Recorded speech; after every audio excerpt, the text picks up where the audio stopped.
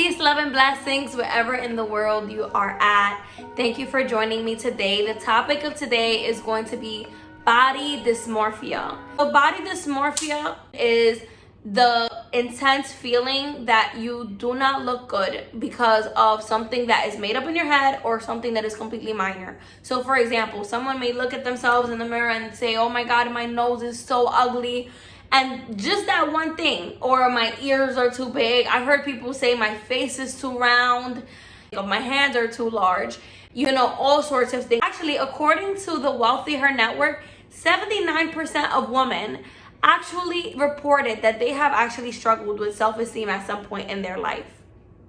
The National Report on Self-Esteem reported that 98% of girls feel an immense pressure to look a certain type of way by other people.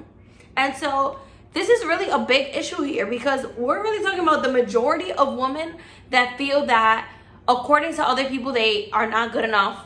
It's a topic that most women can relate to at some point of their life. And so one of the ways that you can tell that you have body dysmorphia is if that one thing that you're really emphasizing that you're thinking is looking so ugly is affecting you in so many different areas of your life. So now you don't want to hang out with friends. Now you don't want to be around people. You may be feeling depressed, or you don't want to go outside. You want to stay home. These are all signs that you actually have body dysmorphia. Another big sign is an eating disorder. So binge eating to gain weight, or not eating enough, or starving yourself, or working out to a point that it's unhealthy because you feel so extremely intense about your body weight that you feel like you have to change it right this moment in a way that's not healthy. And I'm not discouraging working out. I'm not discouraging eating a little bit more or doing certain things if you want to change your body size. But what I am encouraging is for you to love yourself in the process and to not hold yourself to an unrealistic body size, an unrealistic image, an unrealistic idea of what you're supposed to look like. There are parts of our bodies that we can change, and then there are parts of our body that we cannot change. And I think it's up to each individual person to look at themselves and say, okay, what is realistic for me? And within what is realistic for me, let me accept what I cannot change, and let me have the courage to change the things that I can actually change. So today I'm going to give you guys 4 tips for really easy, practical ways to work on your body image, which in the grand scheme of things will also help your self-esteem.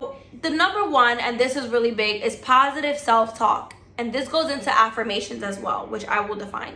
Positive self-talk deals with the things that you tell yourself. And the best way to look at it is self-esteem is like a muscle. The more you work it out, the stronger that muscle gets. And the more you beat yourself up, the weaker that muscle is gonna get.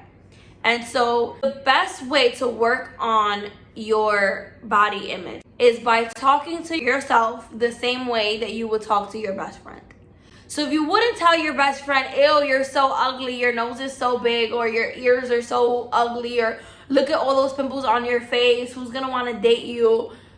If you wouldn't tell your best friend those things, don't tell yourself those things. So be very mindful of the things that you're telling yourself. And in the beginning, it's going to be hard. If you have a pattern of telling yourself things that bring you down, just try to counteract that. So when you think to yourself, you know what, I'm so beautiful, even with these pimples. I have beautiful hair, I have this body, or I have beautiful skin. There are other things that you can admire about your body while you're working on the things that you want to change about yourself.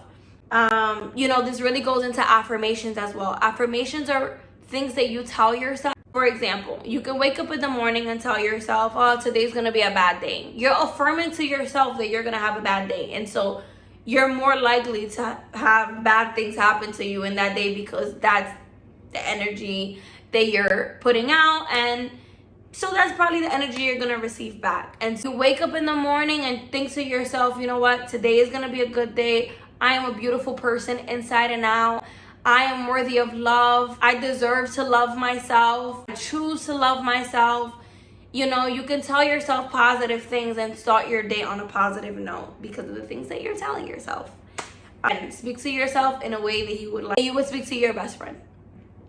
Number 2, Reduce social media time. Social media can be a confidence killer if not used properly, because it's very easy to just scroll, and all of a sudden you see somebody and you're like, oh my god, this person is so beautiful, and it's so easy to become obsessed with that person. And now you're scrolling, you're watching, you want to be this person, but you're not that person. I'm not that person. Only that person is that person. And so by emphasizing so much how somebody else's beauty, sometimes it can go into a whole other place about, you wanting to embody those characteristics, and it can take you to a really negative place. And so if you find yourself doing that, it's up to you to say what is healthy and what is not healthy. If I'm becoming a little bit too compulsive looking at this Instagram, maybe I need to block that Instagram. Or maybe I need to take a break from social media for a week or a month. Number 3, goals. It's very easy to get caught up in what do I look like and what do other people think about me if you're not busy. And so it's not to say that if you get busy, these problems won't be there.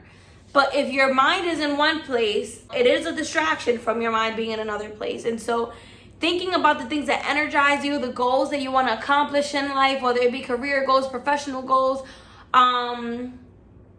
if you want to start a YouTube channel, whatever your creative goals are, the things that you love, do those things.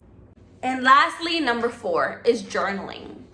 Journaling is such an amazing way to express yourself, and in a roundabout way, really kind of like be your own therapist. Why? Because you're writing down your ideas, you're writing down your progress, your journey, the ways that you want to grow and improve.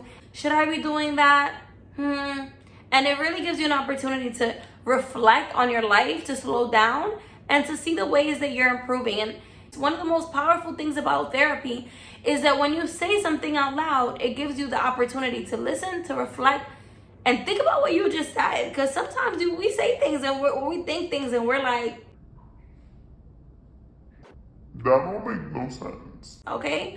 So you actually writing down and journaling your ideas, it's going to be so helpful for you. Please try it out. Journal once or twice. Write down in the comments how you enjoyed it. I journal myself and I love it. Thank you so much for watching my video on body dysmorphia. And just remind yourself that if you are going through this, you are not the only person that has gone through this. There's many other people, including myself. And self-esteem is like a muscle that you can always work out and improve, okay? So please tell yourself something amazing. You are beautiful and you are worthy of love. And I hope you have a beautiful day. Thank you for watching. Please like and subscribe.